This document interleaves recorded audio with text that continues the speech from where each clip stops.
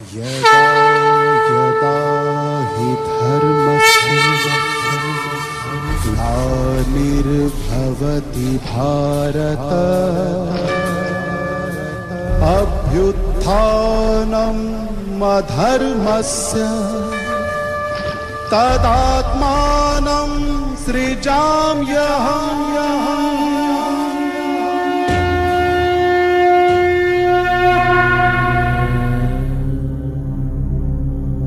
गीता में वर्णित इस प्रसिद्ध श्लोक में भगवान कहते हैं कि जब जब भारत में धर्म की अतिग्लानि हुई, अधर्म बढ़ा, तब तब धर्म की पुनर्स्थापना करने के लिए परमात्मा ने इस धरा पर अवतरण लिया है।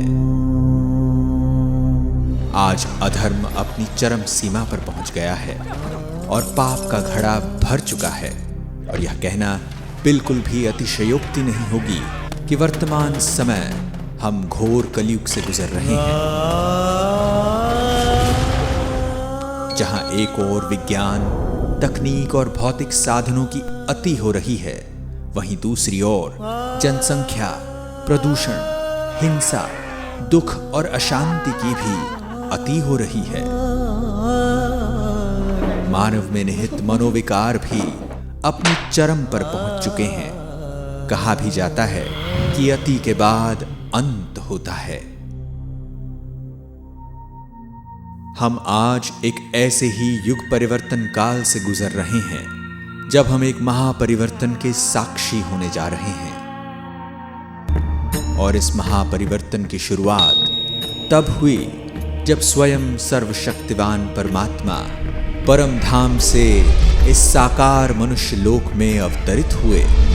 हजारों वर्षों से मानव जिस ईश्वर को पुकार रहा था, जिसके एक दर्शन पाने के लिए अनेकों आत्मघाती प्रयास कर रहा था, वह हम सभी आत्माओं के प्यारे परमपिता सिंध के हैदराबाद में दादा लेखराज के तन में सन 1936 में अवतरित हुए।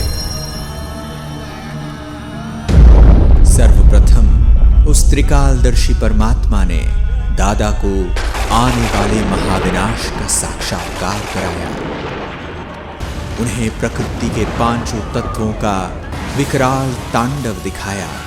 कहीं भूकंप तो कहीं ज्वालामुखी, कहीं आग तो कहीं पानी का सैलाब गांव के गांव निकल रहा है, कहीं बाढ़ तो कहीं समुद्र की उछालें ऐसी जैसे कि समूल पृथ्वी को ही काल के गर्त में समाये।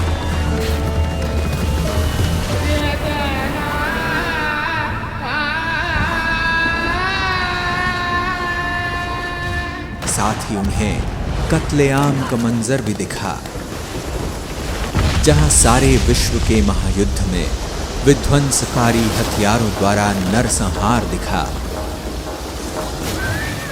तो भारत में गृह युद्ध द्वारा खून की नदियां बहती हुई दिखी। ऐसे महाप्रलयंकारी साक्षात्कार का अनुभव करके दादा को इस विनाशी दुनिया से वैराग्य आ गया।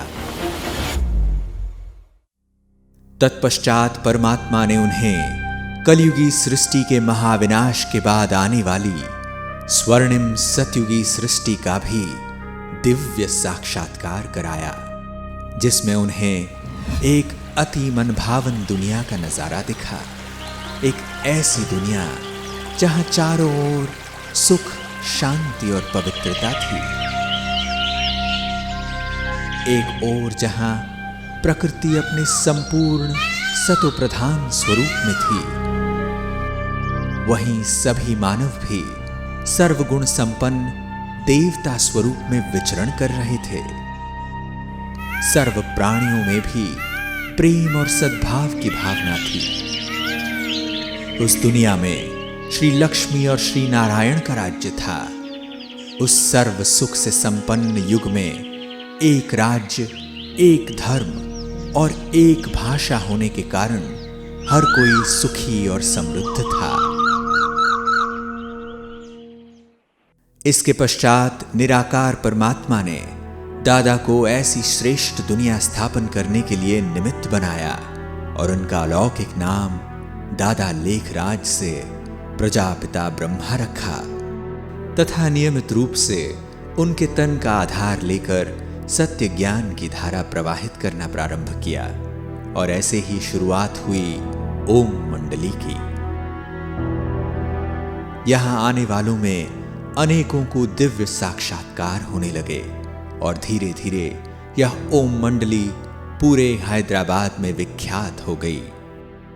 इस पूरे संगठन ने 14 वर्षों तक गहन तपस्या की और 1950 में ओम मंडली पाकिस्तान से भारत में आबू पर्वत पर स्थानांतरित हुई तथा ओम मंडली नाम को परिवर्तन कर प्रजापिता ब्रह्मा कुमारी ईश्वरीय विश्वविद्यालय रखा गया। ज्ञान, योग, धारणा, सेवा द्वारा प्रभु प्यार में पल रही शिव शक्तियों ने धीरे धीरे भारत और विश्व में अलग अलग स्थानों पर सेवा शुरू की। सन 1969 में ब्रह्मा बाबा अपनी संपूर्ण अवस्था को प्राप्त कर अव्यक्त हो गए, परंतु परमात्मा द्वारा स्थापित किया गया यह अविनाशी यज्ञ आगे बढ़ता ही गया और आज सारे विश्व में फैल चुका है। 8 दशक पूर्व परमात्मा ने ब्रह्मा बाबा को भविष्य में होने वाले महापरिवर्तन के जो नजारे दिखाए थे वे आज हमें साक्षात देखने को मिल रहे हैं। आज हम बारूद के ढेर पर बैठे हैं, पूरी पृथ्वी को कई बार नष्ट कर दे इतने परमाणु हथियार आज हमारे पास हैं। 2 विश्व युद्ध तो हम देख चुके हैं और तीसरा विश्व युद्ध कितना विकराल हो सकता है उसका अनुमान हम लगा सकते हैं। वायुमंडल में हो रहे परिवर्तन भी हमारे सम्मुख हैं। ग्लोबल वार्मिंग आज पूरी दुनिया के लिए चिंता का विषय बन चुका है। अनेकों पीस कॉन्फ्रेंसेस और क्लाइमेट चेंज कॉन्फ्रेंसेस होने के बावजूद भी कोई भी इस विकट परिस्थिति को नियंत्रित नहीं कर पा रहा है। न चाहते हुए भी हम अपने विनाश का स्वयं ही आह्वान कर रहे हैं। समय बहुत तीव्र गति से आगे जा रहा है। आवश्यकता है कि हम सभी इस महापरिवर्तन काल को पहचानें। हमारा उद्देश्य आपको महाविनाश की बात से डराने का नहीं, अपितु उस विनाश के बाद आने वाली नई स्वर्णिम सतयुगी दुनिया के बारे में बताना है। इस परमात्मा अवतरण की वेला के महत्व को जान परमात्मा द्वारा बताई जा रहे श्रीमत को अपने जीवन में धारण करने से ही हम उस दुनिया में जा पाएंगे। इस ईश्वरीय ज्ञान का लाभ विश्व की हर आत्मा ले सकती है, क्योंकि हम सभी आत्माएं उस परम पिता परमात्मा की संतान हैं और यह ईश्वरीय ज्ञान हमारा जन्म सिद्ध अधिकार है। याद रहे, अभी नहीं तो कभी नहीं। ओम शांति।